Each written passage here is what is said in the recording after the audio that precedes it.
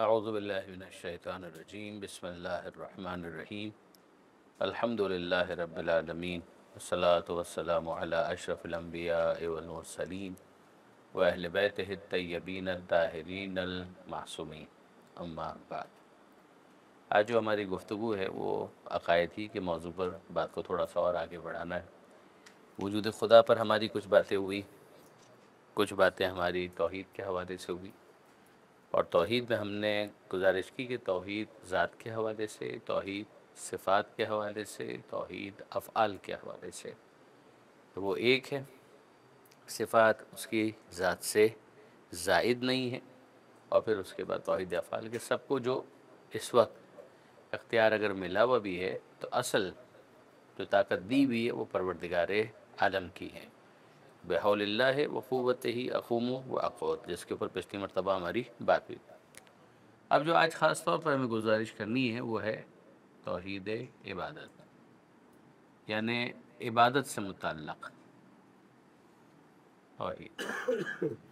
और याद रखिएगा कि कुरान मजीद का जो मौजू है, बाज़ अफराद ने उसके हवाले से ये कहा कि अगर एक मौजू, वैसे तो कुरान मजीद के अंदर कई मौज़ूआत के ऊपर गुफ्तगू की गई, मगर कुरान मजीद का अगर एक मौजू तजवीज़ करना हो तो वो तौहीद, ये दीन तौहीद। तो उस तौहीद में जो ख़ास तौर पर फोकस किया गया है वो इसी इबादत से मुतल्लक़ जो तौहीद है उसके हवाले से बहुत ज़्यादा ताकीद की गई है। आप इसको अगर देखें तो कुरान मजीद के अंदर आपको बेशुमार मकामात ऐसे मिल जाएंगे। मिसाल के तौर पर कज़ा रब्बुका अल्ला ताबुदू इल्ला इय्याह व बिल वालिदैनि ihसाना, कि तुम्हारे रब का ये फ़ैसला है कि इबादत होगी तो सिर्फ़ और सिर्फ अल्लाह की होगी और वालिदैन के साथ अच्छा सलूक करो। इसी तरीके से वमा उमिरु इल्ला लियअबुदुल्लाह मुख़लिसीन लहुद्दीन, कि हुक्म उनको ये दिया गया था कि इबादत होगी तो सिर्फ़ और सिर्फ अल्लाह की, तो वो अल्लाह की इबादत करेंगे। तो ये इबादत करना खुदा की, और उस हवाले से जो तौहीद है कि इसमें शिर्क नहीं हो सकता, यानी तौहीद इबादत के हवाले से हो,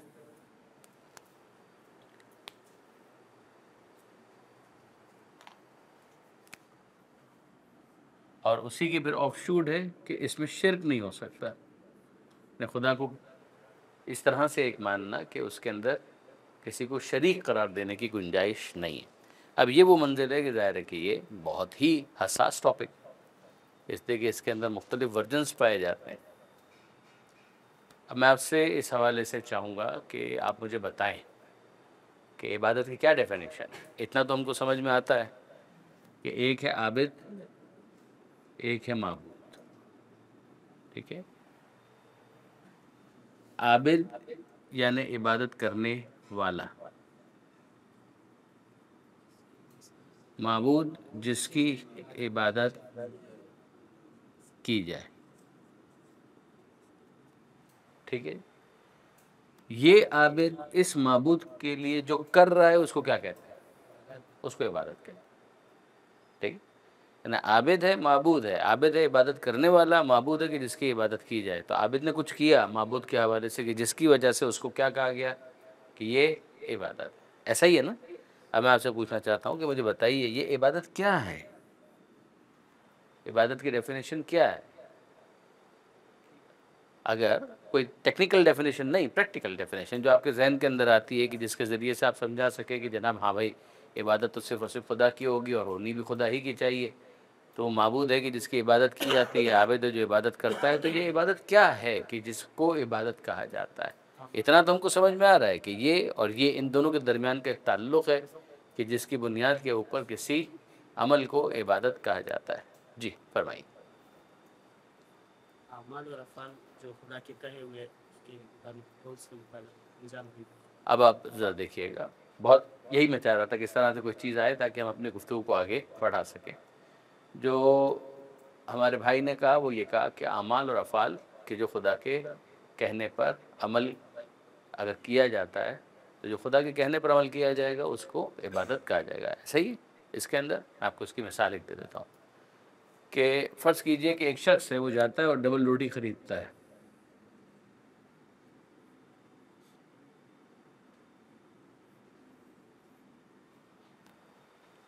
ठीक है जी। तो ये रोटी जो ख़रीदना है, तो इस हवाले से खुदा का कोई हुक्म है? या नहीं है? ऐसा अमल जो खुदा राजी। तो रोटी खरीदने से खुदा राजी हो, यानी उन्होंने अब जो थोड़ा और मॉडिफाई किया कि ऐसा अमल की जिससे खुदा राजी हो, फाइन, या ना खुदा के कहने पर करें या ना करें, लेकिन खुदा अगर उस अमल से राज़ी हो जाता है तो वो इबादत बन जाता है। तो मसलन रोटी ख़रीदने पर खुदा राज़ी है या नहीं है? हमारे रोटी ख़रीदने पर खुदा राज़ी है या नहीं है? राज़ी है, तो इसका मतलब रोटी ख़रीदना इबादत हो गया। इसका मतलब ये है कि रोटी ख़रीदना इबादत होगी। अब मिसाल के तौर पर एक शख्स है, वो खुदा को मानता ही नहीं है और वो रोटी ख़रीदता है, तो खुदा उसकी रोटी ख़रीदने पर राज़ी है या नहीं है? या एक शख्स है, वो हिंदू है मिसाल के तौर पर, वो रोटी ख़रीदता है, तो उसके रोटी ख़रीदने में खुदा राज़ी है या नहीं? या खुदा उसके लिए चाहता है कि वो भूखा मर जाए? क्या चाहता है? राज़ी है। तो फिर क्या हो गया? उसके भी इबादत हो गई है और ये खुदा की इबादत हुई। उसके तो जहन में दूर दूर तक नहीं है। और एक वो शख्स है जो खुदा को मानता ही नहीं है, वो रोटी ख़रीद रहा है। आप तवज्जो कर रहे हैं कितना इंपॉर्टेंट मसला है कि इसके हवाले से हमारे जहन में क्या है कि जिसको इबादत कहा जा सके।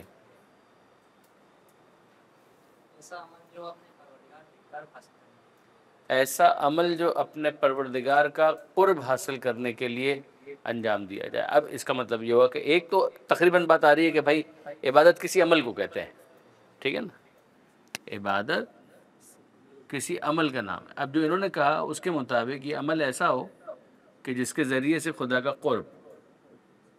कुर्ब खुदा हासिल किया जाए। क्या फरमाते हैं आप लोग, बाकी दोस्त अहबाब, इस हवाले से आप क्या कह रहे हैं? आप कुछ कह रहे थे मेरे ख्याल में, जी आप भी कुछ कह रहे हैं। इसकी याद में जो है जिक्र किया जाए, इसकी याद में जिक्र किया जाए, जिसकी याद में जिक्र किया जाए। मिसाल के तौर पर एक शख्स है, वो अपने महबूब की याद में शेर कहता है, तो ये उसकी इबादत है।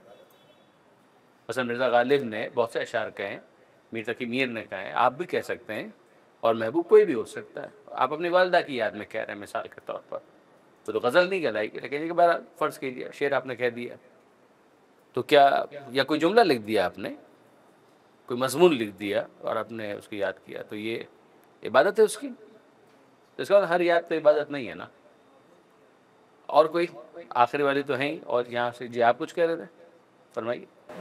जो इस कायनात का खालिक है, जो कादिर है इसने इस पूरी कायनात को बनाए, उसके उसको राज़ी करने के लिए कोई ज़िक्र हो गया, कहना हो। अब यहाँ पर आ गई बात कि जो खुदा है, कायनात का खालिक है, उसको राज़ी करने के लिए कोई कोई कोई अमल, उसको राज़ी करने के लिए, तकरीबन ये वही बात हो गई, उसका क़ुर्ब हासिल करवा के। जी आगे। बेटा नहीं आवाज़ आई मुझे। अपने अकीदे को हतमी शक्ल देने के लिए, मिसाल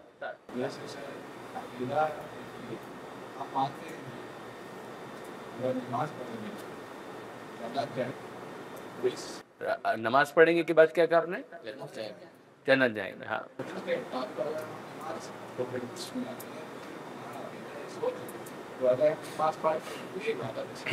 सही। तो अब अगर मिसाल के तौर पे एक शख्स है, वो माँ बाप की खिदमत करता है, तो माँ बाप की खिदमत करना फिर क्या है? इबादत है। और अगर एक हिंदू इबादत माँ बाप की खिदमत करता है तो क्या है? और अगर एक मुनकिर खुदा है, वो माँ बाप की खिदमत करता है, तो उसमें तो जन्नत का कॉन्सेप्ट ही नहीं आएगा। ऐसा इसके अंदर दोस्त और कोई ऐड करना चाहे? जी। इबादत में नियत का होना शर्त। इबादत में नियत का होना शर्त है। कौन सी नियत? जैसे अगर आपने कहा मतलब इबादत, जैसे तो भाई ने कहा मतलब इबादत अपने अकीदे का अमली मिशन कर, अगर किसी को अगर आपने मतलब माँ बाप की मतलब वो इस कोई इबादत करे तो वो इस नियत से नहीं करते कि ये हम इबादत की शक्ल में करें, वो मतलब उनका एक। इसका मतलब ये हुआ कि अगर कोई अमल है वो एक ख़ास नियत के तहत अंजाम पाए, तब वो अमल इबादत होगा, और अगर वो नियत नहीं होगी तो फिर वो अमल इबादत भी नहीं होगा। ऐसा ही है इसके अंदर। ज़रा देखिएगा, गौर कीजिएगा थोड़ी सी। एक है अमल, एक है उसकी नीयत।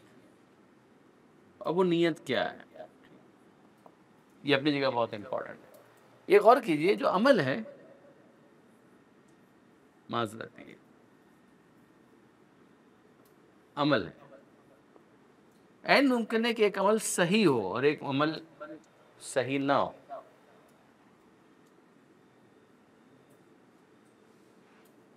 ठीक है,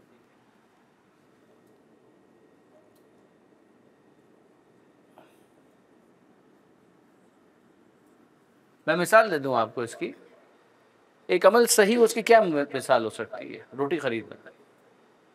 अगर आपने हलाल से पैसे कमाए और जाकर आपने रोटी खरीद ली, आप मुसलमान हैं या नहीं हैं, आप खुदा को मानते हैं या नहीं मानते हैं, आप मुशरिक हैं, जो भी हैं, रोटी का ख़रीदना एक सही अमल, ये अमल गलत नहीं है। उसका कोई ताल्लुक इससे नहीं है कि आप मुसलमान हैं या काफिर हैं या कौन है। वो अमल ठीक है अपनी जगह पर, वो अमल मुनासिब है। उसको भूख लगी थी, उसने मेहनत की थी, पैसे कमाए थे, उसने मजदूरी की थी, वो जो कमा कर लाया था उसको भूख लगी, वो गया और जाकर उसने रोटी खरीद ली और रोटी खा ली। ना रोटी खरीदना गलत है, ना रोटी खाना गलत है। इसका कोई ताल्लुक इबादत के साथ है? इसका कोई ताल्लुक इबादत के साथ नहीं है, इसका कोई ताल्लुक इबादत के साथ है ही नहीं। ठीक है। दूसरा अमल है जो गलत है, वो सही हो ही नहीं सकता कि हम उसके अंदर इबादत और गैर इबादत की, ये इस्लाम के नुक्ता नज़र से बात हो रही है। मिसाल के तौर पर शराब पीना, ये अमल गलत है। ये अमल बात, चोरी करना, लूट लेना, किसी बेगुनाह को कत्ल कर देना। कोई शख्स है वो बेगुनाह को कत्ल करे और उसके बाद कहे कि ये मेरा अमल सही है, ये अमल ही ठीक नहीं है। ये अमल ही, गाली देना, गीबत करना, तोहमत लगाना, काम ही गलत था, वो काम ठीक नहीं था। ठीक है, जो काम ठीक ही नहीं है उसका इबादत बनने का तो कोई सवाल ही नहीं, वो खुद सही नहीं है। लेकिन जो अमल सही है, वो अमल सही होने के बावजूद इबादत ना हो, ये मुमकिन है। वो अमल ठीक हो मगर वो इबादत ना हो, ये मुमकिन है। जैसे मैंने आपको मिसाल, इसी तरह से माँ बाप की खिदमत करना। वालिदा के पैर में दर्द हो रहा था, आपने जाकर पैर दबा दिए, ये अमल अच्छा है। अगर कोई शख्स कहे मैं तो खुदा को मानता ही नहीं हूँ, तो भी ये अमल अच्छा है, अमल बुरा नहीं है, अमल अपनी जगह पर बिल्कुल ठीक है। इस अमल को आप गलत भी नहीं कहेंगे, इस अमल को आप बुरा भी नहीं कहेंगे। एक शख्स डूब रहा था, उस डूबते को बचा लिया, किसी ने उस डूबते को बचा लिया। जब बचा लिया तो उसने दुआ दी, अल्लाह तुझे खुश रखे। उसने कहा मैं तो अल्लाह को मानता ही नहीं। क्या ये अमल ठीक है अपनी जगह पर? या उस बचने वाले को चाहिए कि जा तू अल्लाह को नहीं मानता तो मुझे तेरी मदद भी नहीं चाहिए, मैं वापस जाकर डूबा? मतलब नहीं है। अब मेरी बात समझ, अमल वो ठीक है, अमल अपनी जगह गलत नहीं है, अमल अपनी जगह बिल्कुल ठीक है। लेकिन मैं गुजारिश ये कर रहा था बेटा कि अमल वो ठीक है, अमल गलत नहीं है, मगर उस अमल के ठीक होने के बावजूद वो इबादत नहीं। वही अमल एक मुसलमान ने किया, अभी भी अमल ठीक। जब काफिर के करने पर ठीक है तो मुसलमान के करने पर क्यों गलत हो जाएगा? मोमिन के करने पर क्यों गलत हो जाएगा? माँ बाप की खिदमत करना, डूबते को बचा लेना, रोटी ख़रीद लेना, हलाल रिस्क कमाना, ये सब अच्छा है, ये सब अमाल अच्छे हैं। गैर मुस्लिम करे तो भी ठीक है, मुस्लिम करे तो भी ठीक है, मोमिन करे तो भी ठीक है, मगर ठीक होने के बावजूद ये अमल इबादत नहीं है। ये अमल भी इबादत बन सकता है अगर इस अमल को उस नीयत के साथ अंजाम दिया जाए जो भी किसी ने यहाँ पर डिस्कस किया था, कुर्बतन इल्लल्लाह, कि भाई मैं तो इसको खुदा के लिए कर रहा हूँ। तो अगर खुदा के लिए कर रहे हो, तो अगर खुदा के लिए ना कर रहे होते तो क्या भूख ना मिटती? अगर रोटी खरीद के खा ली तो ऑफ कोर्स मिट जाती, मगर ये उसके जहन की बुलंदी है, ये उसके जहन की बुलंदी है कि वो खुदा के लिए इस काम को अंजाम दे रहा है। कि मैं रिज़्क़ हलाल कमाता हूँ अपने बच्चों के लिए, अपने बीवी के लिए, अपने घर वालों के लिए, अपने माँ बाप के लिए, ताकि उनकी ज़िंदगी बेहतर तौर पर गुजर बसर हो सके। तो ये काम वैसे भी करना था मुझे, लेकिन ये कि बहरहाल चूँकि खुदा भी ये पसंद करता है, लिहाजा मैं इस काम को अंजाम दे रहा हूँ कुर्बतन इल्लल्लाह। यहाँ से अगर आप गौर करें तो हर इबादत में हम लोग ये नियत करते हैं ना कि मैं ये काम क्यों करता हूँ, कुर्बतन इल्लल्लाह। तो नियत बहुत इंपॉर्टेंट है, उस अमल को जो इबादत बनाने वाली है वो नियत है। ठीक है जी। लेकिन अब आइए एक ऐसा अमल कि जो इबादत ही इबादत है अगर सही नीयत के साथ हो, और अगर ये नीयत नहीं है तो ये अमल सही हो ही नहीं सकता। यानी इस अमल के बारे में हमने ये कहा, मिसाल के तौर पर रिज़्क़ हलाल कमाना,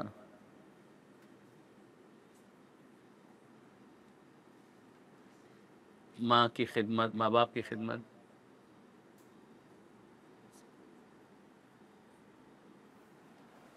ये अमल सही है मगर इबादत बन सकता है अगर आप अपनी नीयत को बुलंद कर लें। ये अमल जिसकी अब हम बात कर रहे हैं ये सही हो ही नहीं सकता। अच्छा, ये वाला अमल ये गलत है, ये अमल इबादत बन ही नहीं सकता। ये अमल इबादत बन सकता है लेकिन अगर आप इबादत की नीयत से ना भी करें तो भी अमल सही है। ये अमल गलत है, ये आप कुछ भी कर लें सही नहीं हो सकता। ठीक है जी, इबादत तो बहुत दूर की बात है, ये सही नहीं हो सकता। ये अमल जिसकी अब हम बात करने जा रहे हैं ये अमल सही भी नहीं हो सकता। ये होगा तो इबादत होगा वरना नहीं होगा। ये कौन सा अमल है जिसकी अब हम बात कर रहे हैं? इसके अंदर अगर वो कुर्बतन इल्लल्लाह वाली नीयत नहीं है तो याद रखिएगा वो अमल सही हो ही नहीं सकता। इस अमल के अंदर वो सारी कन्वेंशनल और ट्रेडिशनल इबादतें आती हैं, वो सब की सब, नमाज, रोज़ा, हज, वज़ू, गुस्ल, तयम्मुम वगैरह वगैरह वगैरह, इन सब को ताबुदी कहा जाता है, खैर इबादत कहा जाता है खुलासा कलामी। वरना ये उसूल फ़िक़्ह के अंदर एक बहस है तवस्सुली ताबुदी, वो तवस्सुल सीन वाला नहीं, स्वाद वाला। यानी ये जो मैंने मिसालें बहुत सारी दी हैं कि जिनके अंदर के सही है वो, लेकिन ये है कि बहरहाल इबादत होना उसका ज़रूरी नहीं है, लेकिन अगर आपकी नीयत पाकीज़ा है, बुलंद है, तो इबादत भी बन जाएगी, इसलिए कि वो अपनी नीयत को बुलंद किया। ये वाला अमल है ही गलत। शराब पीना, कोई इंसान कहे कि मैं शराब पीता हूँ कुर्बतन इल्लल्लाह, या चोरी करे और कहे कि मैं चोरी करता हूँ कुर्बतन इल्लल्लाह, डाकू लूटने के लिए जाए कि मैं लोगों को लूटता हूँ कुर्बतन इल्लल्लाह, माना ना जा रहा था, कोई मतलब नहीं है ना इसका। आप खुद समझ रहे हैं कि इसका क्या मतलब है, काम ही गलत है। लेकिन माँ बाप की खिदमत करता हूँ, अच्छा अमल है, कुर्बतन इल्लल्लाह, इबादत बन गया। डूबते को बचाता हूँ, दिल में कहीं मौजूद हो, नीयत ज़बान से अल्फाज अदा करने का नाम तो नहीं है, नीयत तो आपके दिल के इरादे का नाम। भाई ये काम क्यों किया? परवरदिगार को पसंद है, तो बहुत अच्छी बात है। ये डूबते को बचाना अच्छा अमल था, लेकिन आपने इस नीयत के साथ बचाया तो क्या कहना, बहुत ही बेहतरीन अच्छा अमल हो गया, उसके अंदर बड़ी बुलंदी आ गई, बहुत एलिवेट कर दिया आपने उसको, ठीक है। लेकिन अब आइए नमाज, ये नमाज जो है, या नमाज इबादत बनेगी या ये नमाज नमाज ही नहीं होगी, उसके अंदर ये दो कैटेगरीज नहीं आ रही, ये दो कैटेगरीज नहीं है। आप अगर नमाज पढ़ रहे हैं तो कुर्बतन इल्लल्लाह ही पढ़ेंगे, वरना ये उठक बैठक है, इसको हम नमाज कहेंगे ही नहीं। आप रोज़ा रखेंगे तो कुर्बतन इल्लल्लाह ही रखेंगे, वरना उसको हम रोज़ा कहेंगे ही नहीं, वरना पे वो फाका है आपका। अगर एक शख्स है वो हज कर रहा है तो कुर्बतन इल्लल्लाह ही होगा, वरना वो पिकनिक है, वरना वो आपका एक सफ़र है, वो आपकी एक ट्रैवलिंग है, उसका इबादत हज से कोई ताल्लुक़ नहीं है। वो अमल हज होने के एतबार से कंसीडर ही नहीं किया जाएगा, ठीक है जी। यही मामला वज़ू का है कि आपने वज़ू किया है तो कुर्बतन इल्लल्लाह होगा तो ही वो वज़ू है, वरना आप हाथ मुँह धो रहे हैं जैसे आप धोते हैं, तो फिर जैसे आप कहें मैंने तो हाथ मुँह धोया था, वो इस कैटेगरी में जाएगा, फिर वज़ू में नहीं जाएगा, फिर आप उसको उसमें डिस्कस ही ना करें, फिर ये वज़ू जो है नहीं बनेगा। वज़ू जो एक ख़ास अंदाज़ है, यानी हाथ मुँह धोने के लिए तो फिर ये ज़रूरी नहीं है ना कि ऊपर से नीचे धोएं या दाएँ से बाएँ, तो कुछ भी नहीं। आप जब वज़ू करते हैं तो जो हाथ हैं वो बाद में धोते हैं, बाजू से, यानी कोनी से लेकर वहाँ से ये उंगलियों तक। लेकिन आप वैसे ही अगर हाथ मुँह धो रहे हैं तो आप पहले कोनी को धोएं या चेहरे को पहले धोएं या बाद में धोएं, कोई फ़र्क नहीं पड़ता उससे, ठीक है ना। आप मसा करें ना करें उससे क्या ताल्लुक़ है हाथ मुँह धोने से। लेकिन जब आप वज़ू करते हैं तो उसका एक प्रोटोकॉल है, ये प्रोटोकॉल आपको समझ में आ ही नहीं सकता जब तक खुदावंद मुताल का हुक्म आपके पेश नज़र ना हो, और जब वो हुक्म पेश नज़र है और उसके लिए आपने इस काम को अंजाम दिया तो यहाँ पर उस अमल को इबादत कहा जाएगा और वो उसी सूरत में अमल के तौर पर सही माना जाएगा, वरना उसका इस कैटेगरी से कोई ताल्लुक़ ही नहीं है। फिर आप उसको डालिए इस कैटेगरी के अंदर, फिर वो उठक बैठक जो भी आप कह लें, तो उठक बैठक के लिए ये नहीं है क़याम पहले हो, रुकू बाद में हो, फिर सजदा हो, 2 सजदे हों, आप 2 मरतबा करें, 200 मरतबा करें, 400 मरतबा करें, वो आपकी वर्जिश है, उसको कोई ताल्लुक़ उससे तो नहीं हुआ, ठीक है। तो ये बात याद रखिएगा कि जो चीज़ अमल है उस अमल की हमने यही समझाने के लिए बेटा मोटी मोटी बातें हैं ताकि आप लोगों के लिए कॉन्सेप्ट क्लियर हो सके। बाकी तो ये डिटेल्स हैं बड़ी कि जिनको अपने जगह पर डिस्कस किया जाता है कि एक अमल है वो अमल सही है, सही होने के बाद ज़रूरी नहीं कि वो इबादत हो, उस सही अमल को इबादत बनाया जा सकता है अगर उसके अंदर नीयत आपकी खुदा है, अगर खुदा की खातिर आप उस काम को अंजाम दे रहे हैं। दूसरी तरफ एक अमल है वो गलत है, वो बातिल अमल है, शराब पीना, झूठ बोलना, ये सारी चीज़ें ये सही भी नहीं हो सकता कि आप उसकी इबादत बनने की बात करें।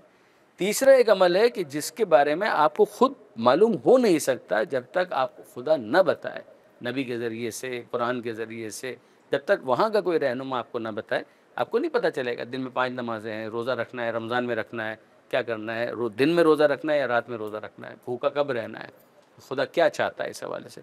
सिर्फ 4 घंटे, 8 घंटे, 12 घंटे की भूख चाहता है या दिन में चाहता है, सुबह से लेकर मगरिब तक चाहता है। मसलन ये तमाम तर जो डिटेल्स हैं वो हमारे खुद अंडरस्टैंड करने के ऊपर मौकूफ़ नहीं।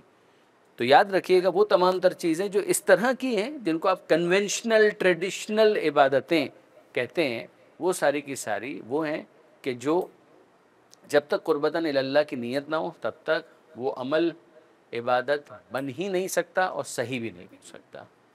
ठीक है जी, ये बात आपके लिए क्लियर हुई। अब उसका मतलब क्या हुआ? उसका मतलब ये हुआ बेटा कि आपकी इबादत जिसमें तौहीद मांगी गई है उसमें आपकी नीयत ये होती है कि जिसके लिए मैं इस काम को अंजाम दे रहा हूँ मैं उसको खुदा मानते हुए उसके लिए इस काम को अंजाम दे रहा हूँ। ठीक है जी, उसके लिए मैं इस काम को अंजाम दे रहा हूँ और खुदा मानते हुए, इस बात के इजहार के लिए कि मैं उसको खुदा मानता हूँ, इस बात को एक्सप्रेस करने के लिए कि मैं उसको खुदा मानता हूँ, मैं इस काम को अंजाम दे रहा हूँ। अब यहाँ पर अगर ये बात आपके लिए क्लियर हुई है ना, तो ये आप याद रखिएगा जो बाज़ दोस्तों ने कहा भी और बहुत अच्छी बात की कि नीयत इसके अंदर बहुत इंपॉर्टेंट है। अगर आपकी नीयत नहीं है तो वो अमल फिर इबादत नहीं बनेगा, और अगर नीयत है तभी वो शिर्क बनेगा, और नीयत नहीं है तो शिर्क भी नहीं बनेगा। नीयत अगर आपकी ये है कि खुदा के लिए मैं कर रहा हूँ और इस बात के इजहार के लिए कर रहा हूँ कि मैं उसको खुदा मानता हूँ, तो फिर ये इबादत है। इसी के अंदर अगर आपने किसी और को शरीक कर दिया तो ये भी नीयत के ऊपर डिपेंड हो गया, और अगर इसको शरीक कर दिया तो ये शिर्क हो गया।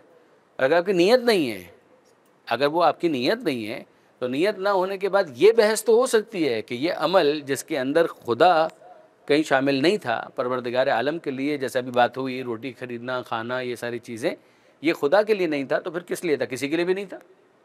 ठीक है, या किसी के लिए था?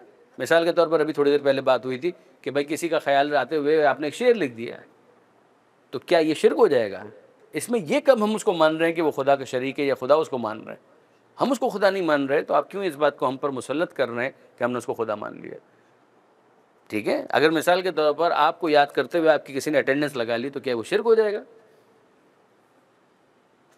खुदा तो नहीं माना, तो जो माना है वो बच्चा माना है, स्टूडेंट माना है, क्लासरूम का एक हाजिर रुकन माना है, जो भी माना है वो आपने, तो वो सारी चीज़ का ताल्लुक फिर इबादत से नहीं है। वो एक ऐसा अमल है कि जो अपनी जगह पर बिल्कुल ठीक हो सकता है, वो ऐसा अमल है कि जो अपनी जगह पर गलत हो सकता है, वो इधर हो सकता है, इधर हो सकता है, वो दोनों चीज़ें हो सकती हैं, लेकिन ये है कि बहरहाल उसका उस इबादत के साथ कोई लेना देना और कोई ताल्लुक़ नहीं। बात समझ में आ रही है बेटा? मैं इसलिए कह रहा हूँ कि इसी बुनियाद के ऊपर जो शियों के ऊपर बहुत बड़े-बड़े एतराज़ात होते हैं ना, वो आप समझ पाएँगे कि क्या ये मामला है और इसमें शियों का क्या मौक़िफ़ है। ज़ाहिर है कि जो दूसरे हैं वो तो अपने एतबार से बात करते हैं, वो करते रहेंगे, लेकिन देखिए हमें तो मालूम हो कि हमारा इस हवाले से क्या मौक़िफ़ और क्या नज़रिया है। ये बात समझ में आ रही है आपको? ठीक है? यानी अब ज़रा-सा इस बात के ऊपर अगर ये चीज़ आपके लिए बिल्कुल क्लियर है, जैसे कि ये बहुत इंपॉर्टेंट चार्ट है, ठीक है? अगर ये बात वाज़ेह हो गई बेटा, तो अब आइए थोड़ा-सा कि जो इबादत है उसी के अंदर हमको मिलता है ज़कात और खुम्स। चलिए, ज़कात, सदका, एक है ज़कात, एक है सदका, मसलन एक है खुम्स, ठीक है, और एक है खैरात, चैरिटी।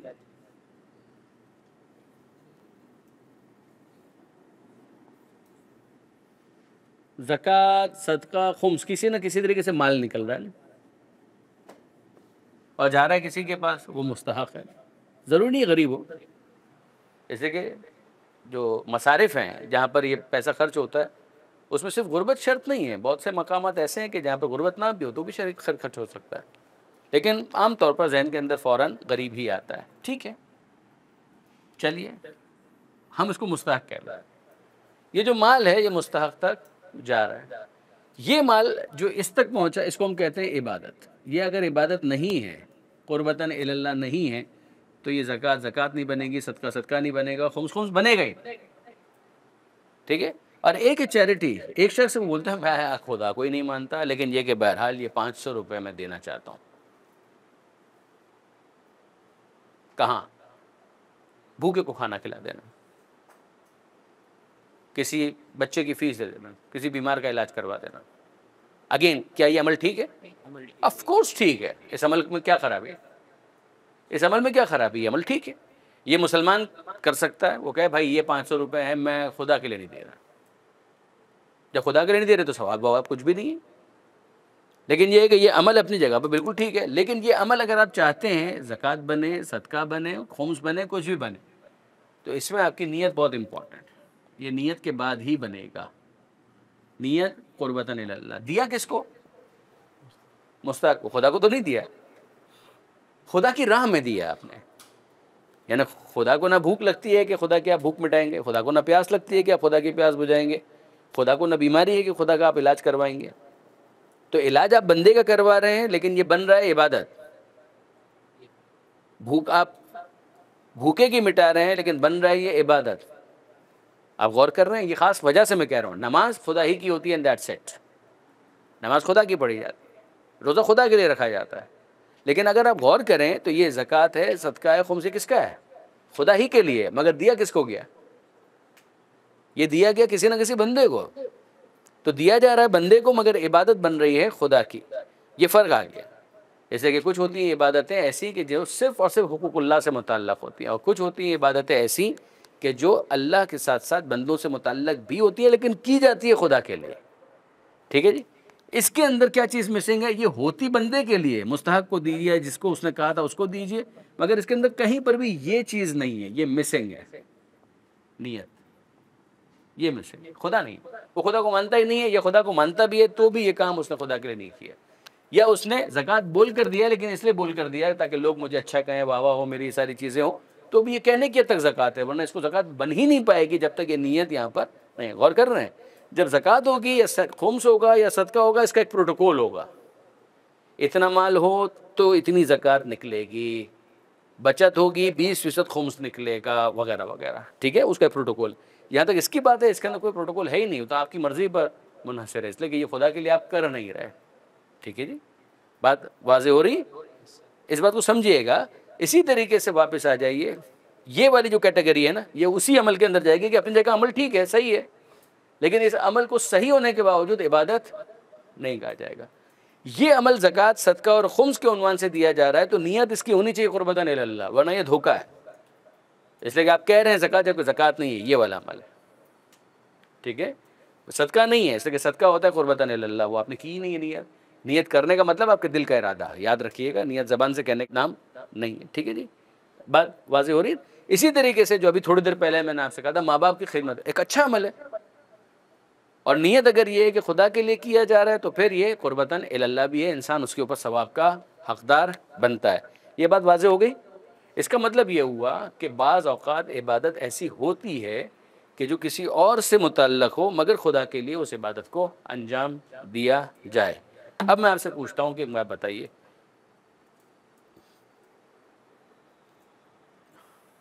शिर्क किसको कहते हैं? शिर्क किसको कहते हैं? ये अमल जो अभी इसने किया है, ये शिर्क है? ये खैरात जो इसने किसी मुस्ताहिक को दे दी, खुदा के लिए नहीं दी, मगर ये शिर्क है? नहीं, ये शिर्क नहीं है। ठीक है, लेकिन अगर उसने ये नियत की कि मैं फ़िरऔन को खुदा मानता हूँ, और फ़िरऔन के खुदा मानने के इजहार के तौर पर फ़िरऔन की क़ुर्बत के लिए मैं खैरात देता हूँ, क़ुर्बतन इला फ़िरऔन, तभी शिर्क होगा। ये अमल वो ना करता तो मुशरिक था या नहीं था? तो भी मुशरिक था। लेकिन अब ये अमल कर रहा है, ये अमल हो जाएगा उसका ऐसा कि जिसमें उसने इबादत का इजहार का ज़रिया ढूंढ लिया किसी की खुदा मानने के इजहार के तौर पर। बात कुछ वाज़ेह हो रही है आपके लिए? हाँ, याद रखिएगा कि अगर वो इस नीयत से यूं भी करेगा ना, तब भी शिर्क होगा, यूं करेगा तो भी शिर्क होगा, यूं करेगा तो भी शिर्क होगा, सजदा करेगा तो भी शिर्क होगा। और अगर वो इस नीयत के बगैर यूं करे, चाहे वो खुदा को मानता है चाहे खुदा को नहीं मानता है, चाहे वो फ़िरौन को खुदा मानता है नहीं मानता, लेकिन किसी के सामने वो इस नीयत के बगैर सिर्फ जिस तरीके से हमारे यहाँ सैल्यूटेशंस होते हैं, सब कुछ होते हैं, अगर वो मिसाल के तौर पर, तो क्या इससे वो मुशरिक हो जाएगा? नहीं, मुशरिक नहीं होगा। मुशरिक अगर वो ज़ात के हवाले से तो है, इबादत के हवाले से इस अमल की हद तक वो मुशरिक नहीं है। जैसे कि इसके अंदर उसकी नीयत ये नहीं थी, वो तो एक दूसरे को जिस तरीके से, आपने देखा होगा हिंदू हजरात इस तरीके से आपस में एक दूसरे को नमस्ते कहा करते हैं, ये उनका सैल्यूटेशन है। जब वो एक दूसरे को यूँ करते हैं तो क्या इससे वो इबादत कर रहे होते हैं एक दूसरे की? नहीं कर रहे होते हैं। यही काम अगर वो मिसाल के तौर पर बुतों के सामने यूँ कर रहे हैं और ये इजहार करने के लिए कि हम इसको खुदा मानते हैं, तो अभी अमल क्या हो जाएगा? और वो वाला शिर्क हो जाएगा, इबादत वाला। गौर कर रहे हैं आप? तो ये अमल, इस अमल के अंदर कोई खुसूसियत नहीं है। ये अमल किस नीयत के साथ किया जा रहा है उसकी बड़ी इम्पॉर्टेंस है। ठीक है, अब यहीं पर आ जाइए, आपको शायद हैरानी हो, वो मुश्किल तो नहीं हो रही वैसे आपके लिए? हाँ, ये बताइए, खुदा के अलावा किसी और को सजदा करना ये शिर्क है? आसान। खुदा के अलावा किसी को सजदा करना हराम है। हराम होना और बात है, शिर्क होना और बात। इन दो चीज़ों में ज़मीन आसमान का फ़र्क है। शराब पीना हराम है मगर शराब पीना शिर्क नहीं है। जुआ खेलना हराम है मगर जुआ खेलना शिर्क नहीं है। इसी तरह से खुदा के अलावा किसी और को सजदा करना हराम है, बेशक हराम है, मगर क्या ये शिर्क है? जवाब जी नहीं, शिर्क नहीं है। ये शिर्क की सूरत में बनेगा अगर इस नीयत से किया जाए कि मैं उसको खुदा मान रहा हूँ, इस बात के इजहार के लिए कि मैं इसको खुदा मान रहा हूँ। अगर वो सजदा करे तो उसको कहा जाएगा कि ये हो गया शिर्क। गौर किया आपने? ठीक है, और इस नीयत से फिर मैं आपसे कह रहा हूँ कि ये इतनी बड़ी चीज़ क्या है, अगर यूँ कर ले तो भी शिर्क हो जाएगा। जैसे कि इसमें उसने इबादत की नीयत कर ली। ठीक है, तो एक वो है कि जो परवरदिगार आलम ने खुद एक तरीक़ाकार मुकर्रर कर दिया है कि जनाब इबादत इस तरीके से होगी। ठीक है, उस इबादत को भी इबादत बनाने के लिए आपको नीयत करनी होगी। नीयत अगर आपकी नहीं है तो वो इबादत नहीं बनेगी, जैसा भी हमने बात आपके सामने गुजारिश की। और अब उसके बाद आ जाइए, कोई दूसरा अमल भी ऐसा है जो अपनी अपनी कौमें अपने अपने हिसाब से कर रही हैं और उसके अंदर उनकी नीयत ये है कि जनाब ये हम इबादत कर रहे हैं, इस बात का इजहार करना चाह रहे हैं कि माबूद मानते हैं किसी ऐसी चीज़ को जो नज़र आ रही है, क्या किसी ऐसी चीज़ को जो नज़र नहीं आ रही, लेकिन यह है कि हम असल खुदा के साथ उसको शरीक करार दे रहे हैं। उसके लिए वो जो भी अमल अंजाम देंगे, अगर इस नीयत से कि हम इसके ज़रिए से उसके खुदा होने का ऐलान कर रहे हैं, तो वो अमल शिर्क बन जाएगा। सजदा करना खुदा के अलावा किसी और को हराम ज़रूर है, लेकिन हराम होने के बावजूद वो अमल शिर्क उस वक्त बनेगा कि जब उसकी नीयत ये हो। इसलिए कि याद रखिएगा, शिर्क में इस्तिस्ना नहीं होता, शिर्क में इस्तिस्ना नहीं होता। शिर्क अगर है तो फिर तो वो शिर्क है, यानी शरीयत के अंदर होता है, नासिख मनसूख वाला मामला होता है। जैसे आदम अलैहिस्सलाम को सजदा किया था किन्होंने? मलाइका ने।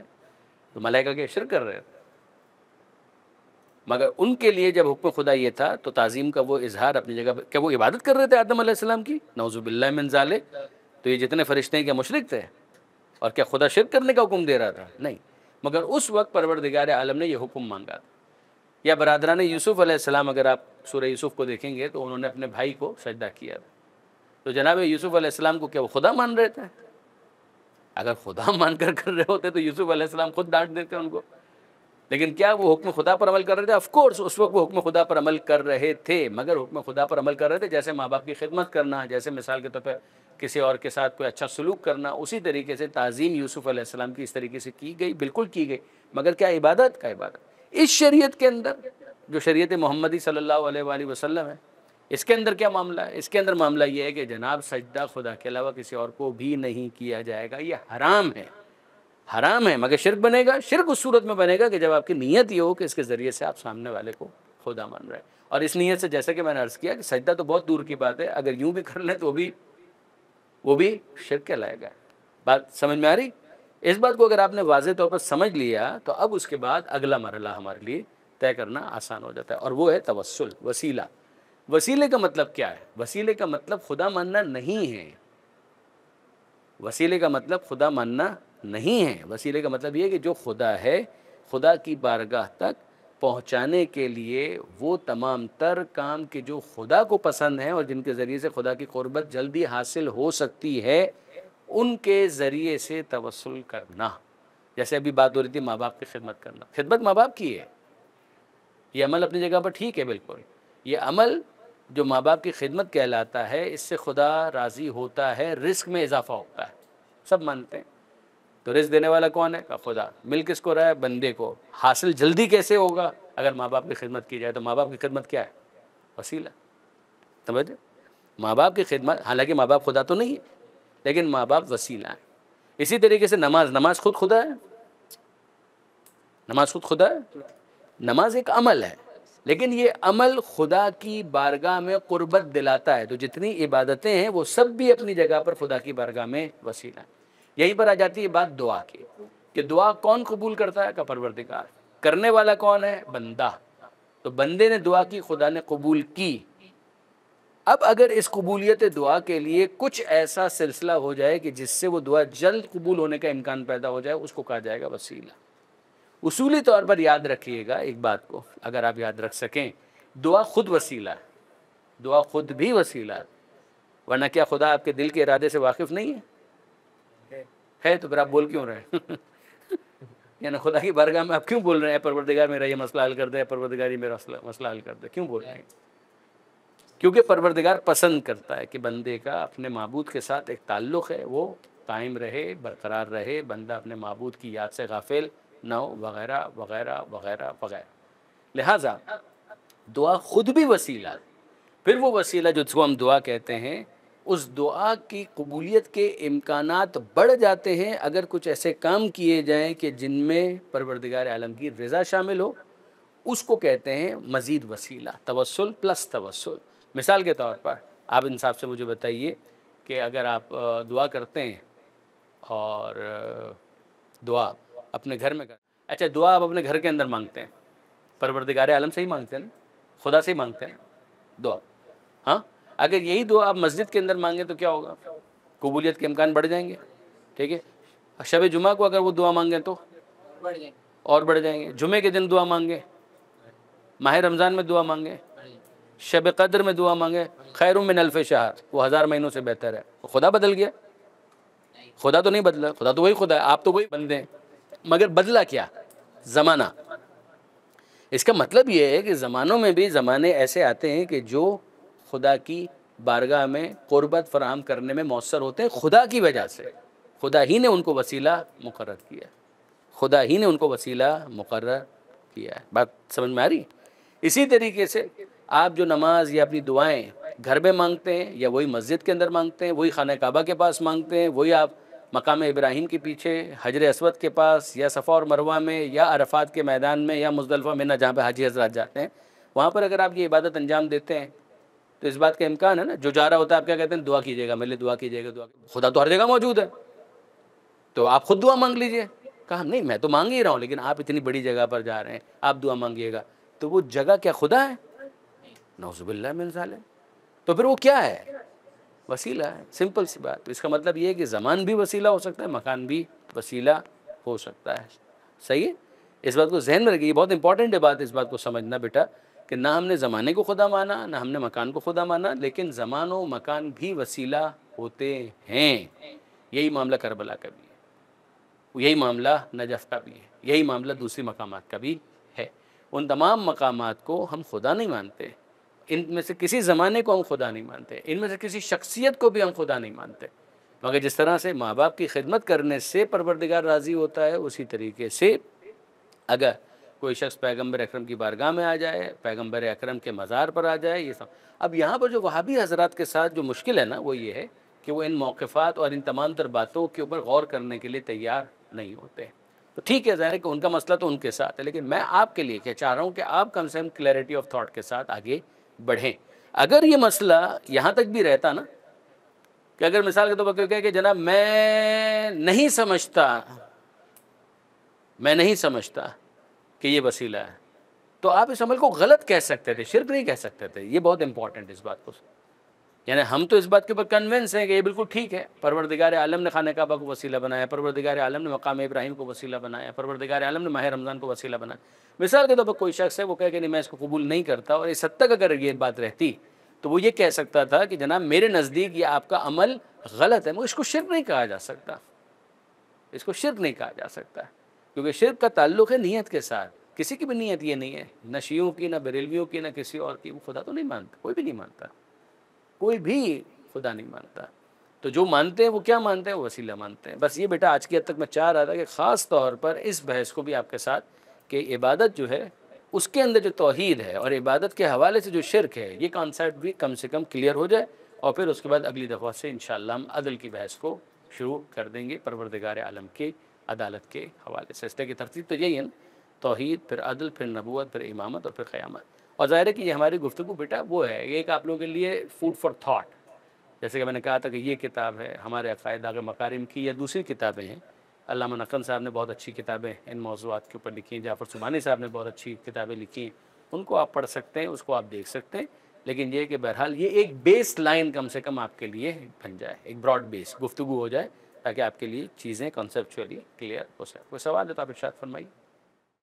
हवाले से एक सवाल है कि आपका कुरान में दलील कि अल्लाह एक अल्लाह का कुरान में दलील है, जबकि दुनिया में ऐसे लोग हैं जो खुदा को नहीं मानते, तो खुदा की किताब नहीं मानते, नहीं माने, आप यानी कुरान की दलील देने का क्या फ़ायदा। ये सवाल बहुत सवाल बिल्कुल वाज़ेह है, मंतिकी सवाल है, वाज़ेह हुई आपके लिए बात।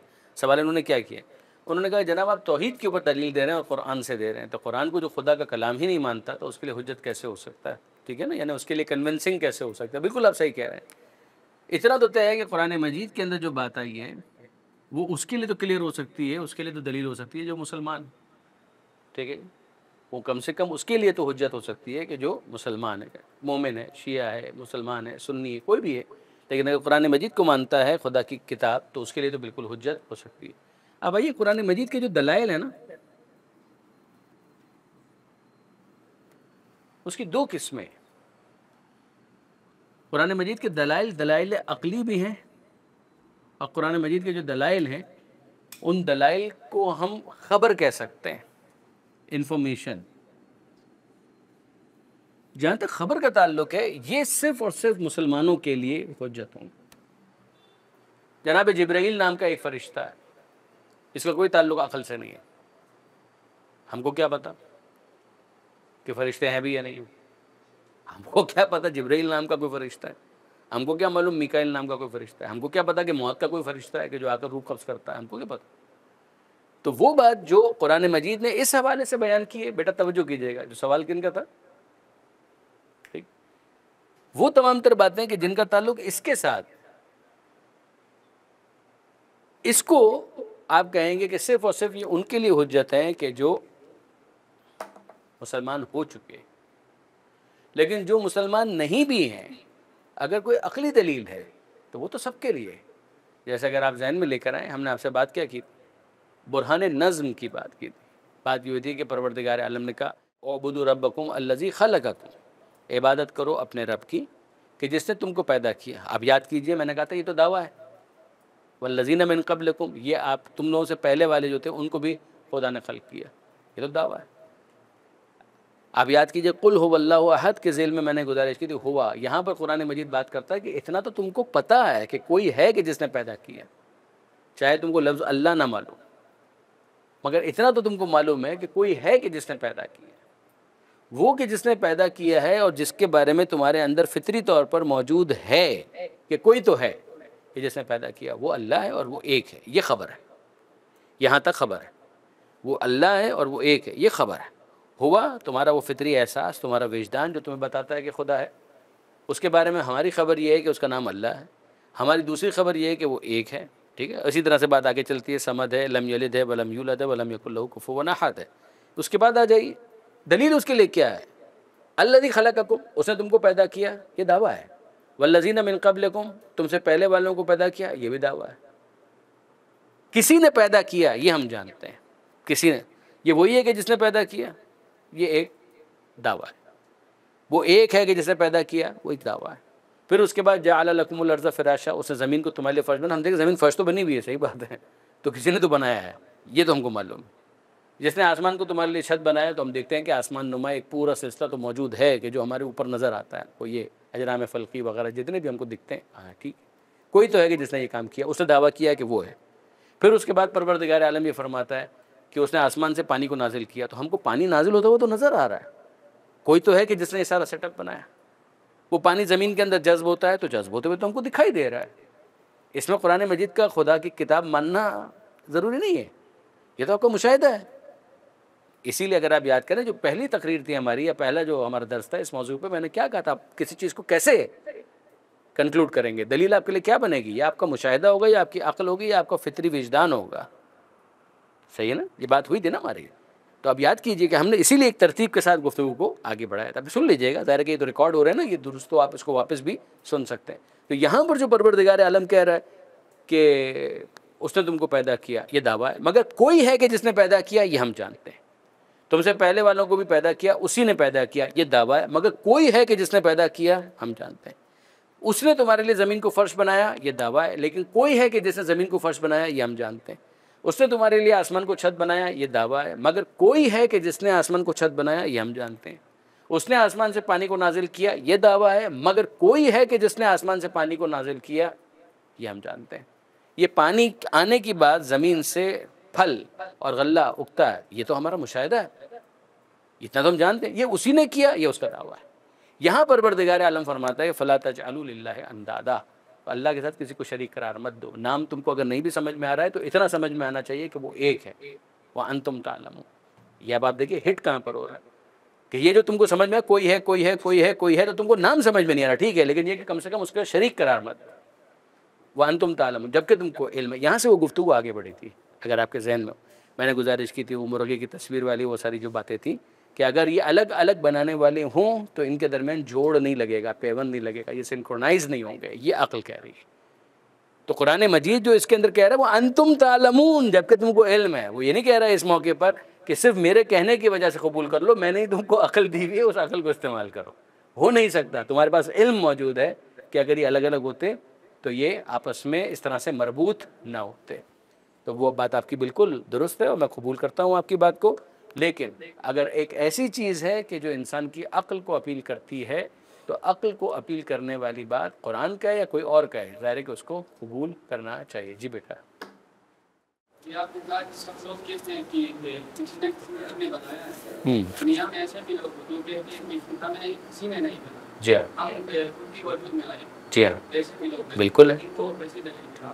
नहीं तो आप पहली तकरीर में नहीं थे मेरा ख्याल, तो उसमें हमने बात की थी कि एथियस्ट होते हैं, एग्नोस्टिक होते हैं, और जो खुदा को मानने वाले होते हैं। मैं कह रहा हूँ ना बेटा, एक तरतीब के साथ हम आगे बढ़ रहे हैं, एक तरतीब के साथ हम आगे बढ़ रहे हैं। हमने गुजारिश की थी कि दीन शुरू ही यहाँ से होता है कि आप खुदा को मानते हैं या नहीं मानते। अगर आप खुदा को नहीं मानते हैं तो इस्लाम इस हवाले से क्या कहता है? इस्लाम ये कहता है कि जनाब अली ये ख़ुद आपकी फितरत के ख़िलाफ़ है। यहाँ तक तो आपको समझना है, और इस्लाम को इस बात पर इसरार है, अफ़िल्लाहि शक्कुन फ़ातिर समावात वल अर्ज़, कि क्या अल्लाह के बारे में शक है कि जो आसमान और ज़मीन का खालिक है? क्या ये तो तुम्हारे अंदर, अपने वजूद के अंदर से ये आवाज़ आएगी, आज नहीं तो कल आएगी कि है कोई बनाने वाला तो है। ये नहीं हो सकता कि जो चीज़ बन सकती हो उसको कोई बनाने वाला ना हो। ठीक है जी, यानी दो में से एक बात है ना, या हम ये कहेंगे कायनात हमेशा से खुद ब खुद बन गई, या हम खुदा के बारे में कहेंगे खुदा खुद ब खुद है। आप सोचिए, ये हर वो चीज़ कि जिसके अंदर आपको तब्दीली, तगय्युर, तबद्दुल नज़र आ रहा है, उसका तब्दील होने तो खुद बता रहा है कि कोई इसके ऊपर मौसर है कि जो इसको तब्दील करता जा रहा है।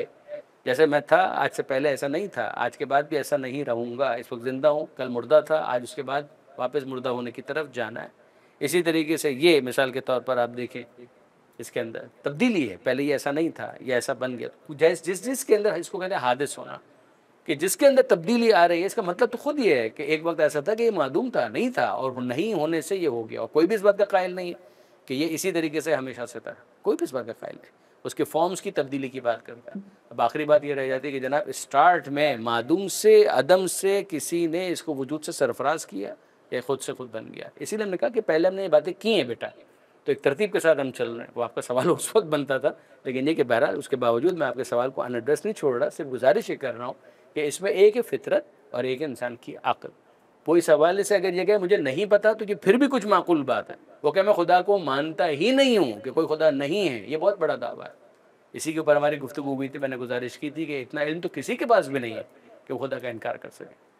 और फिर उसके बाद इस बात के ऊपर इसरार कि जो मखलूक है उसके अंदर मुझे खालिक नज़र आए। तो मैंने कहा था कि इसके अंदर, इस गिलास के अंदर आपको गिलास का बनाने वाला नज़र आता है, या इस बोर्ड के अंदर बोर्ड का बनाने वाला आपको नज़र आता है, जबकि आपने इसके बनाने वाले को नहीं देखा, मगर ये अपने तौर पर ख़ुद दलील है कि इसका कोई बनाने वाला है। तो मखलूक के अंदर खालिक नज़र नहीं आता, जैसे कि मखलूक जो है वो अपने खालिक के अपनी ज़र्फ़ के अंदर मुक़य्यद अगर कर ले तो फिर वो खालिक नहीं रहता। खुदा ने इस कायनात को खल्क़ किया है, वो ज़मान का भी खालिक है, वो मकान का भी खालिक है। वो ज़मान व मकान में मुक़य्यद नहीं हो सकता, उसके पास इल्म सारा है, लेकिन वो जिस्मानी कोई वजूद नहीं रखता। जैसे हमारा वजूद है कि हाथ है 5 उँगलियों से मिलकर बना है, तो एक दूसरे के ऊपर मोहताज हो जाए। ये मुरक्कब होना ये खुदा की सिफ़त नहीं है। अगर खुदा मुरक्कब होगा तो मुरक्कब वो होता है कि जो मिलकर बनता है। जो मिलकर बनता है वो अपने वजूद में, एग्जिस्टेंस के अंदर हर जुज़ का मोहताज होता है। जो मोहताज होता है वो खुदा नहीं होता है, वो मखलूक होती है। ठीक है बेटा, तो ये सारी बहसें पीछे हम लोग कर चुके हैं, तो थोड़ा सा मैं आपसे गुजारिश करूँगा कि इसको थोड़ा सा पीछे से वापस से रिव्यू कर लीजिएगा। ठीक है, तो फिर मज़ा भी आएगा, यानी डिस्कस करने का आगे मज़ा भी आएगा। थोड़ा सा आप उसको रिव्यू कर लीजिए जी। हाँ साहब, जो आपने कहा कि जो खुदा जो पहले जो शरीयतें थी उनमें जो है किसी के लिए ताज़ीमी जो सजदा था, जैसा हज़रत यूसुफ़ के लिए भी आपने बताया कि उनके जो भाइयों ने किया तो वो जायज़ था शरीयत में, और अब शरीयत मुहम्मदी में जायज़ नहीं है। तो क्यों ऐसा है कि मतलब हालांकि वो शरीयत भी खुदा ने ही मतलब बनाई हुई है, शरीयत भी खुदा की ही बनाई हुई है। जी तशरीफ़ है। शरीयत के अंदर क्यों ऐसा होता है कि बाज़ शरीयतें नासिख होती हैं, बाज़ शरीयतें मनसूख होती हैं। नासिख और मनसूख का ताल्लुक़ परवरदिगार आलम के हुक्म के साथ है।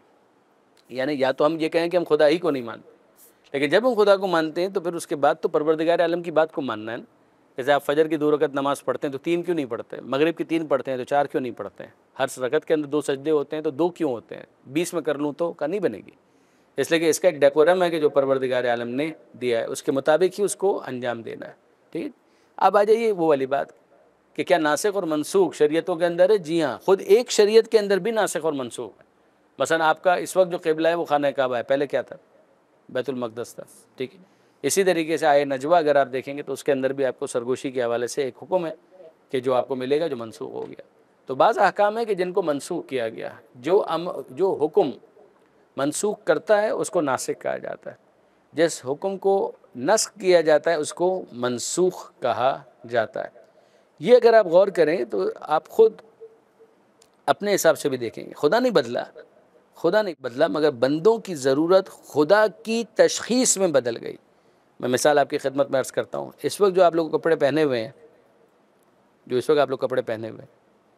ये कपड़ा आज से 10 साल पहले आप लोगों के लिए एक्सेप्टेबल था,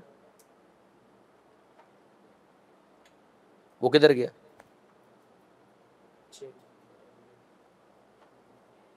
तो कपड़े में कोई ख़राबी नहीं, आपका कद बढ़ गया है। जब आपका कद बढ़ गया तो उस लिबास को तब्दील कर दिया गया। ठीक है जी, कपड़े में कोई ख़राबी नहीं है, मगर जो आपके टेक केयर करने वाले हैं, आपके सरपरस्त हैं, आपके माँ बाप हैं, वो आपको नया लिबास बना कर देंगे। क्यों बना कर देंगे? इसलिए कि अब वो लिबास आपके लिए काबिल इस्तेमाल नहीं है। ठीक है, ये जिस्मानी मामलात के अंदर इंसान ख़ुद फील भी कर सकता है, लेकिन जो शरई मामलात हैं उसमें उसकी तशख़ीस सिर्फ़ और सिर्फ परवरदिगार आलम के हाथ में। ये खुदा को जो मानेगा वही इसको कबूल करेगा, जो खुदा को नहीं मानेगा वो उसको कबूल भी नहीं करेगा। ठीक है, देखो खुदा को ही जब नहीं मान रहा तो खुदा की तरफ से दिए गए किसी हुक्म के हवाले से हमारा कोई इसरार ही नहीं है। ये तो बात ही उससे, ये कुरान मजीद के अंदर आया, मा नंसख मिन आयतिन औ नुनसिहा नाते बिखैरिम मिन्हा औ मिस्लिहा, कि जब भी हम किसी हुक्म को मनसूख करते हैं या महव करते हैं तो या उस जैसा ले आते हैं या उससे भी बेहतर कोई हुक्म लेकर आते हैं। ठीक है, लेकिन एक दफ़ा वो हुक्म आ गया, जैसे मिसाल के तौर पर अब हमारा केस नहीं है कि जिसके अंदर हमें कद बढ़ने का कोई इशू। आप लोगों का कद बढ़ रहा है, हमारा तो कद नहीं बढ़ेगा, जो बढ़ गया, जितना था वो कांस्टेंट हो गया। तो अब एक ही लिबास है, वो काफ़ी अरसे तक चलता है। अब उसके अंदर ये होता है कि भाई ये लिबास जो है वही इतना कोहना हो गया, इतना पुराना हो गया कि फटने लगा, तो फिर ज़ाहिर है कि हमको तब्दील करना पड़ता है।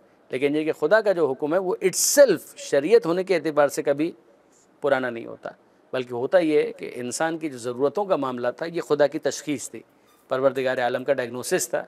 उसके मुताबिक परवरदिगार आलम ने जब तक जिस हुक्म को मुनासिब समझा उस हुक्म को नाफिज रखा और उसके बाद फिर उसको ख़त्म कर दिया गया। ये अलबत्ता ज़रूर होता है कि एक ही शरीयत के अंदर मनसूख ना किया जाए, लेकिन अभी भी अगर आप देखें तो उन्वान अव्वली और उन्वान सानवी की बहस तो है ना, अभी भी है। मिसाल के तौर पर आप वज़ू करके नमाज़ पढ़ेंगे, लेकिन अगर बीमार है और पानी आपके लिए मुज़िर है तो क्या करेंगे? तयम्मुम करेंगे। तयम्मुम कब तक करेंगे? जब तक आप बीमार हैं। सही हो गए तो फिर वापस से वज़ू करेंगे। तो ठीक है ना, तो आप देखेंगे कि इसके अंदर भी हमारे पास ये वाली चीज़ें तो नज़र आती। आप खड़े होकर नमाज़ पढ़ेंगे, ठीक है जी, लेकिन अगर खड़ा होना आपके लिए बिल्कुल नामुमकिन हो जाए तो फिर आप क्या करेंगे? बैठ के नमाज़ पढ़ेंगे। कब तक? जब तक बीमार है। सही हो गए तो फिर वापस से खड़े होकर नमाज़ पढ़ेंगे। रोज़ा कब रखेंगे? माह रमज़ान में। लेकिन कोई मसला हो जाए तो फिर क्या करेंगे? माह रमज़ान में रोज़ा नहीं रखेंगे। कब तक? जब तक वो मसला है। अगर वो मसला ख़त्म हो जाए और माह रमज़ान अभी चल रहा है तो बाकी रोज़े माह रमज़ान ही के अंदर रखेंगे। तो ये अगर आप देखें, जिसको कहते हैं उन्वान अव्वली और उन्वान सानवी, वो तो अपनी जगह पर है। लेकिन ये है कि एक हुक्म का पूरे तौर पर मनसूख हो जाना, ये भी हुआ है। ठीक है। बस अब आप फरमाएं कि कुछ ऐसी इबादत होती है कि जिनमें नियत शामिल ना हो तो वो अच्छे काम नहीं हो सकते, वो नहीं खबर नहीं होती। तो वजन जो हम नमाज़ पढ़ते हैं, तो नमाज अगर हमारी नियत ना हो कि हम अल्लाह की तो अल्लाह का प्रोफाइल करने के लिए ना बने, तो वो वर्जिश बन जाती है। वर्जिश तो हमारी सेहत के लिए अच्छी बात है, तो फिर ये किस तरह से करेंगे? वो अच्छा उसको आप वर्जिश कहिए, कोई एतराज़ नहीं है, नमाज नहीं कह सकते। यही तो मैंने गुजारिश की, उसका वर्जिश कहिए तो वर्जिश है, उठक बैठक है। लेकिन उठक बैठक के लिए ये डेकोरम ज़रूरी नहीं होता। क़याम होगा, रुकू होगा, फिर 2 सजदे होंगे, वो आप जितने आधे घंटे तक खड़े रहिए। 2 सजदे होंगे, नहीं 20 सजदे कीजिए आप उसके अंदर, यानी आप झुक ही रहे हैं ना उसके अंदर, तो आप अपने बदन को कसने के लिए या अपने जिस्म को हेल्दी रखने के लिए, तो उसका कोई ताल्लुक उससे नहीं है। वो अमल अपनी जगह पर अच्छा हो सकता है, फिर नमाज क्या करना करें उसको। ये आपके अलावा भी किसी का सवाल है तो पहले हम उनको तरजीह दें, इसलिए कि यहाँ पर सवाल हो चुका है, इसलिए पूछ रहा हूँ। नहीं है जी, आइए बिस्मिल्लाह, आखिरी सवाल आपका ले लेते हैं। सर ये जो लोग यहाँ से ज़ियारतों पर जाते हैं वो जो है इस्लाम के मकसद में, और रोज़ा जाके जो है दरवाजे पे जो है जाके झुक के जो है वहाँ पे सजदा पे वहाँ पे गिरिया करते हैं, तो उस हवाले से गिरिया करने में तो कोई मसला नहीं है। सजदा अगर खुदा को करते हैं तो भी कोई मसला नहीं। इमाम हुसैन को अगर सजदा करते हैं तो गलत करते हैं। लेकिन ये कि बहरहाल आम तौर पर जो अफराद सजदा करते हैं उनसे अगर पूछा जाए तो वो कहते हैं खुदा को सजदा करना, खुदा का शुक्र अदा करते हैं कि परवरदिगार आलम ने यहाँ पर हमको पहुँचाया कि कितनी अच्छी हम अमल को अंजाम दे सकें, ज़ियारत को अंजाम दे सकें। इसके लिए सजदा करना हराम नहीं है। मैं ये गुजारिश कर रहा हूँ, सजदा अगर आप खुदा को कर रहे हैं तो जायज़ है। वहाँ पर भी आप नमाज़ तो पढ़ेंगे ना, वहाँ पर भी आप सजदा शुक्र यहाँ पर भी कर सकते हैं। यहाँ पर भी आप सजदा शुक्र तो कर सकते हैं ना, अगर आप करना चाहें तो मना है। सजदा शुक्र तो आप कर सकते हैं। सजदा शुक्र अगर किया जा रहा है, खुदा की बारगाह में किया जा रहा है तो कोई प्रॉब्लम नहीं। लेकिन अगर वो सजदा इमाम को किया जा रहा है तो गलत है। लेकिन ये इबादत बन जाएगा नहीं, इबादत उस सूरत में बनेगा, यानी शिर्क बन जाएगा, वो उस सूरत में बनेगा कि जब वो कहे कि नहीं मैं तो इमाम को खुदा का शरीक मानते हुए इमाम को सजदा कर रहा हूँ। तो जब तक ये कोई चीज़ मुशख़्ख़स नहीं है तो हमारी ज़बान बंद है। अलबत्ता अगर कोई तोहमत लग रही हो तो फिर एहतियात करनी चाहिए। जब कोई मौलाना लोगों के बीच में आता है तो लोग उसके पाँव छूते हैं, तो ये हमारा कैसा है? पाँव छूना इट्सेल्फ ताज़ीम के लिए तो कोई हर्ज नहीं है। जैसे माँ बाप के पैर छूना, उसमें कोई प्रॉब्लम नहीं है। बड़े सगीर की तहज़ीब में आमतौर पर घुटनों को हाथ लगाना है, घुटनों को हाथ लगाए जाते हैं। लेकिन ये कि उसमें कोई हर्ज नहीं है जब तक नीयत इंसान की ये नहीं है। मैंने कहा ना, नीयत अगर ये है कि मैं खुदा मान रहा हूँ या खुदा का शरीक मान रहा हूँ तो आप कुछ भी ना माने तब भी आप मुशरिक हैं, और अगर घुटनों को हाथ लगाएं या कंधे को हाथ लगाएं तब भी मुशरिक हैं। लेकिन यह कि अगर ऐसा नहीं है तो वो अमल अपनी जगह पर शिर्क नहीं कहलाएगा। लेकिन अगर अमल ऐसा है कि जिसको शरीयत ने पहले ही मना कर दिया है तो वो हराम हो जाएगा, जैसे सजदे की बात आ गई थी। लेकिन अगर सिर्फ पैरों को हाथ लगाना, मिसाल के तौर पर माँ बाप हैं, अगर इंसान अपने घर से निकल रहा है, माँ के हाथ को बोसा देकर निकलता है, बाद अफराद अपनी माँ के पैरों को हाथ लगाते हैं और फिर निकलते हैं, उसमें कोई हरज नहीं, कोई प्रॉब्लम। अल्लाह आप लोगों का हामी और नासिर हो। बेटा दुआ है परवरदिगार आलम की बारगाह में इस इबादत को अपनी बारगाह में कबूल फरमा। अब देखिए ये भी हम कह रहे हैं इबादत, क्या मतलब हुआ? भाई दर्स व तदरीस है ना, ये दर्स व तदरीस अच्छी चीज़ है, लेकिन अगर ये खुदा के लिए हो रहा है तो एक इबादत बन जाएगी। हालांकि दर्स देने वाले हम, सुनने वाले आप, तो इसमें खुदा कहाँ है? नहीं, खुदा के लिए, खुदा की खुशनुदी के लिए अगर इस काम को अंजाम दिया जाए तो ये अच्छा अमल इबादत बन जाएगा। मालिक दुआ है तेरी बारगाह में कि इस इबादत को कबूल फरमा। ए परवरदिगार दीन समझने और उस पर अमल करने की तौफीक अता फरमा। इन बच्चों को जिन मकासद के लिए वो मसरूफ़ अमल है उन मकासद के अंदर कामयाबी अता फरमा। ज़बान के इमाम के ज़हूर में ताजील फरमा, हमें उनके आवानों अंसार में शुमार फरमा। रब्बना तक़ब्बल मिन्ना इन्नका अंतस समीउल अलीम व तुब अलैना इन्नका अंतत तव्वाबुर रहीम।